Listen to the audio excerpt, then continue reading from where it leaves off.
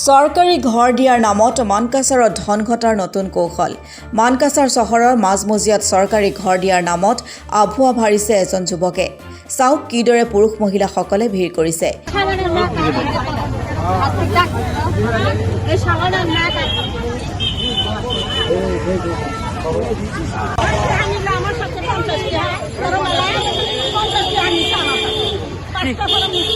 কি দিব কিহৰ কাৰণে লৈছে? কি কৰিব? ঘৰ দিব? কোনে দিব আপোনাক?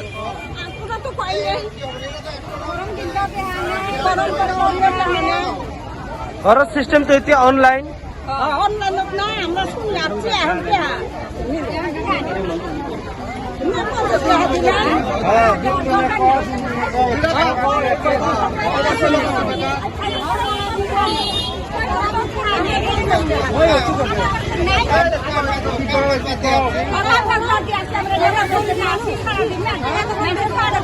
কিহৰ কথা কৈ টকা লৈ আছে? কিহৰ কথা কৈ টকা লৈ আছে? ঘৰ দিয়াৰ নামত কোনে লৈ আছে? আনিছোৰে আপোনালোকৰ পৰা লৈছে?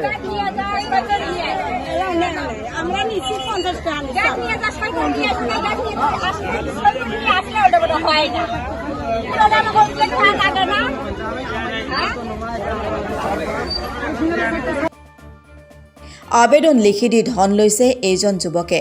সহজ সৰল গাঁৱলীয়া দুখীয়া পুৰুষ মহিলাসকলৰ পৰা এনেদৰে ধন লোৱাৰ চেষ্টা। নিজে আবেদন লিখি দি আবেদনখন নিজেই জমা ৰাখিছে আৰু পৰৱৰ্তী সময়ত ঘৰ লাভ কৰিব বুলি দিছে প্ৰতিশ্ৰুতি। চৰকাৰী নাই কোনো নিৰ্দেশনা, কিন্তু মানকাছাৰত আনিছ নামৰ এই যুৱকজনৰ কৰ্মকাণ্ড এতিয়া হতচকিত কৰি তুলিছে মানকাছাৰত। যোৱা কেইবাদিনো ধৰি পুৰুষ মহিলাসকলে আনিছৰ ওচৰত শাৰী পাতি ঘৰ লাভ কৰাৰ আশাত ধন দি লিখাইছিল আবেদন। কিমান টকা লৈছে? কাগজটো ক'ত জমা দিছে? কি কৈছে? কিহৰ কাৰণে জমা লৈ আছে? ঘৰ দিব ইহঁতে? কোনে কৈছে থানাৰ অৰ্ডাৰ? হা, থানাৰ অৰ্ডাৰ বুলি কোনে কৈছে? আনিছোৰে কৈছে। এইটো মানে কি, যিজনে ফৰ্ম বিলাক জমা লৈ আছে তেওঁ কোনো পঞ্চায়ত, কোনো অফিচৰ মানুহ নেকি বা কোনো ডিপাৰ্টমেণ্টৰ মানুহ? অফিচৰ মানুহ নহয়, মানে পলিটিকেল কোনোবা এটা দলৰ মানে কাৰ্যকৰী সদস্য হ'ব। এইটো আমি শুনা মতে আপৰ মানে ডিষ্ট্ৰিক্ট কনভেনাৰ হয় নেকি, এনেকুৱা শুনা পাইছিলোঁ। কি যে জমা লৈ আছে সেইটোতো কোনো চিষ্টেম নহয়, চিষ্টেমটো বেলেগ ধৰণে। চিষ্টেমটো অফিচিয়েলি প্ৰচেছত হ'ব মই জনামতে। আৰু নিউজতো দিছিল না, নিউজৰ কথা ভিত্তিত পাব্লিকক নিউজো ফ্লাছ কৰা হৈছিল। পাব্লিকটো নুবুজে, ভাবে যে আমি মানে সহজে যদি ঘৰটো আবেদন কৰি পাই যাওঁ তেনেহ'লে তো আমাৰ সুবিধা হৈ আছে। পাব্লিক এইটো বুজি আছে। কাৰণ আমিওতো পাব্লিকক আৰু বুজাই কোনো পাব্লিকৰ এজনৰ মত থাকে, বিভিন্ন মতত আমি বিভিন্ন ধৰণৰ কেনেকৈ বুজোৱা আমাৰ টান হৈ যায়। এতিয়া আমাৰ দোকানদাৰো মানে অলপ টান হৈ নষ্ট হৈ আছে।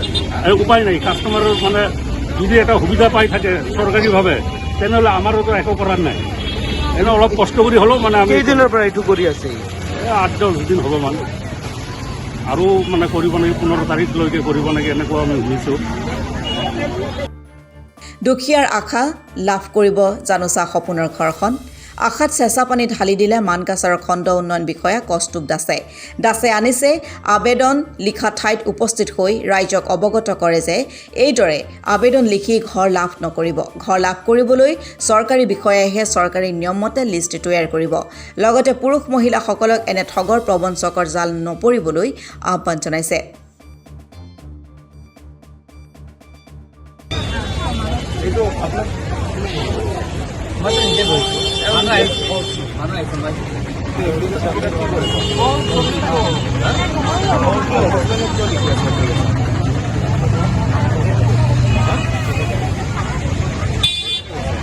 আনিছক আপুনি কোৱা বুলি কৈছে।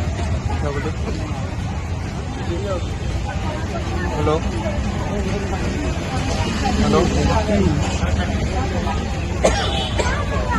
বন্ধ কৰা।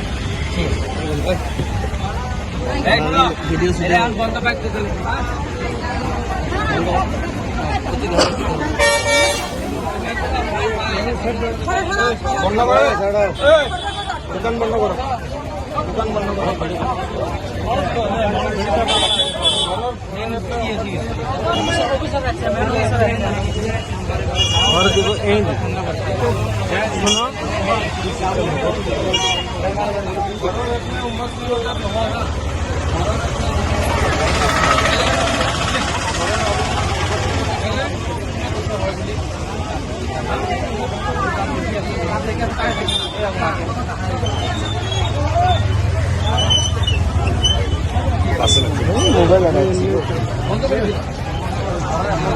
মোবাইল কোনোৱে কি পাৰ্মিশ্যন দিছে ঘৰৰ এপ্লাই অম্বাসনত কৰে নেকি কোনোবাই হা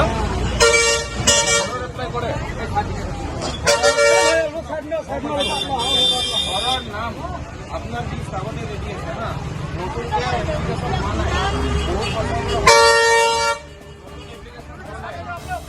চৰকাৰৰ পৰা ঘৰৰ এপ্লিকেশ্যন নহয় ঠিক আছে যদি হয় ভিডিঅ' ছেক্ৰেটাৰী ফটো মানুহবিলাক সেইবিলাকে ক'ব তাৰ বাহিৰে বেলেগ মানুহে ঘৰ নিদিয়ে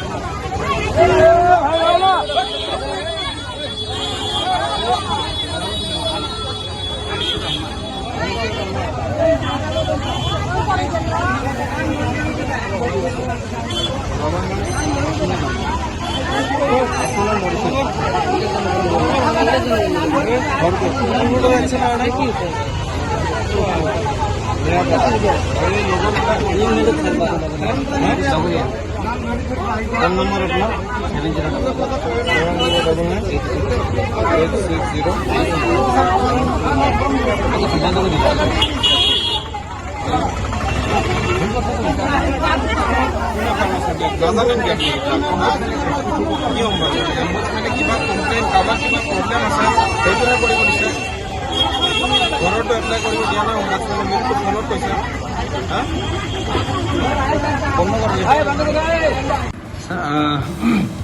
চৰকাৰী ঘৰৰ কোনো বৰ্তমান কোনো নিৰ্দেশনা আছে নেকি নিৰ্দেশনা মানে ইতিমধ্যে আমি PMI ঘৰ 2022-23 ফাইনেন্সিয়েল ইয়াৰলৈকে দিছোঁ এতিয়া আমাৰ আৱাজ প্লাছৰ যিটো ৰেজিষ্ট্ৰেশ্যন আছে ৰেজিষ্ট্ৰেশ্যনটো আমি অহা উইকৰ পৰা ষ্টাৰ্ট কৰিম ইতিমধ্যে আমাৰ মানকাছাৰ ডেভেলপমেণ্ট ব্লকৰ আণ্ডাৰত যিখন পাৰ্মানেণ্ট ৱেইট লিষ্ট হৈছে পাৰ্মানেণ্ট ৱেইট লিষ্টত 10,640 10,640টা পাৰ্মানেণ্ট ৱেইট লিষ্টত বেনিফিচিয়াৰীৰ নাম আছে এই লিষ্টখন আগতে প্ৰিপেয়াৰ হৈ আহিছে লিষ্টখন আমাৰ 2018ত এটা ছাৰ্ভে কৰা হৈছিলে আৰু সেই ছাৰ্ভেখনৰ মৰ্মে আমাৰ যিখন পাৰ্মানেণ্ট ৱেইট লিষ্ট আৱাজ প্লাছৰ আণ্ডাৰত সেইখন প্ৰিপেয়াৰ কৰা হৈছে এতিয়া ৰাইজৰ মাজত এটা মিছ ইনফৰমেশ্যন স্প্ৰেড হোৱা মই দেখিছোঁ যে ৰাইজে এপ্লাই কৰিলে ঘৰ পাব একচুৱেলি সেইটো নহয় ৰাইজে এপ্লাই কৰিলে ঘৰ নাপায় যিটো 2018 চনত ছাৰ্ভে হৈছিলে সেই ছাৰ্ভেটোৰ মতে যিখন পাৰ্মানেণ্ট ৱেইট লিষ্ট আৰু যাৰ নাম আছে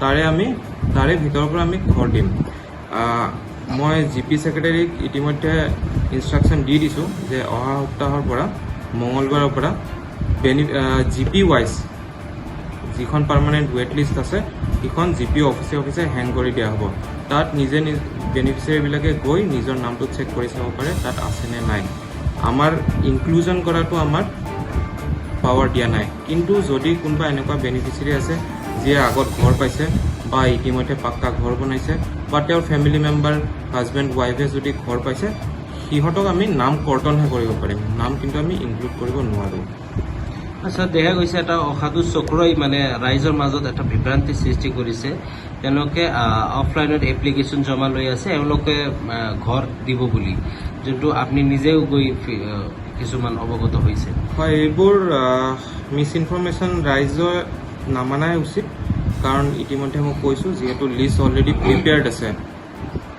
ঘৰ নতুনকৈ এপ্লাই নহয় এতিয়া আৰু যেতিয়া ৰেজিষ্ট্ৰেশ্যন বা চেংচনিং হ'ব তেতিয়া আমাৰ ব্লক অফিচ আৰু পঞ্চায়ত অফিচ এই দুটা অফিচৰ পৰা তেওঁলোকে ইনফৰমেশ্যনখিনি পাব। কোনো বেলেগ আউটছাইড ইনফৰমেশ্যন আউটছাইড চ'ৰ্চক ইহঁতে বিশ্বাস কৰিব নালাগে।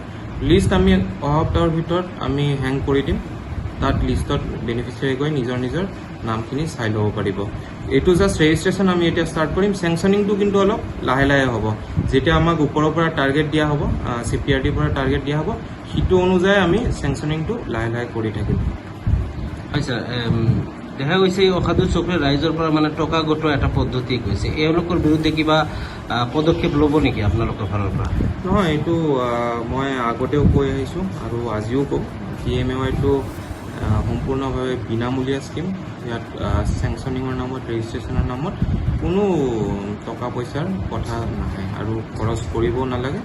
আৰু একৰ্ডিংলি মই মোৰ অফিচিয়েলছ ফিল্ড লেভেল ৱৰ্কাৰ্ছ তেওঁলোককো একে ইনফৰমেশ্যন পাছ অন কৰিছোঁ যে এইটো সম্পূৰ্ণ বিনামূলীয়া স্কীম, কোনো বেনিফিচিয়াৰীৰ পৰা যাতে কোনো এটকাও নুঠায়। আচ্ছা, এই যিজনে এইবিলাক কৰিছে আজি আপুনি নিজেও গ'লে চালে, এওঁৰ বিৰুদ্ধে কিবা আইনী ব্যৱস্থা বা কোনো ধৰণৰ ব্যৱস্থা ল'ব নেকি? একচুৱেলি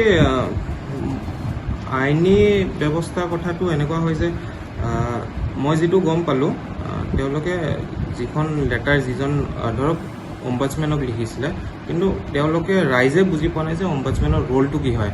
ৰাইজে ভুল বুজাৰ কাৰণে একচুৱেলি এই গোটেই ঘটনাটো হৈছে। অম্বাডছমেন হৈছে এটা অফক'ৰ্ছ এটা গভৰ্ণমেণ্ট অফ আছাম এমপ্লয়েড এজন মানুহ হয় অম্বাডছমেন। যদি ৰাইজৰ কিবা অজৰ আপত্তি থাকে তেওঁলোকে অম্বাডছমেনৰ তাত এপ্ৰ'চ কৰিব পাৰে। কিন্তু ৰাইজৰ মাজত এটা ভুল ধাৰণা হৈ আছে যে অম্বাডছমেনৰ তাত এপ্লাই কৰিলে হয়তো ঘৰ পাব। সেইটো নহয়। মোৰ তেওঁৰ লগত কথাও হৈছে। ৰাইজে ভুল বুজাৰ কাৰণে এইটো যিটো অম্বাডছমেনক তেওঁলোকে ঘৰৰ এপ্লিকেশ্যন কৰিছিলে সেইটো চলি আছিলে। সেইটো আমি অম্বাডছমেন আৰু মই কথা কৈ পেলাই আমি ক্লিয়াৰ কৰি দিম বুলি আমি ডিচিশ্যন লৈছোঁ। Thank U.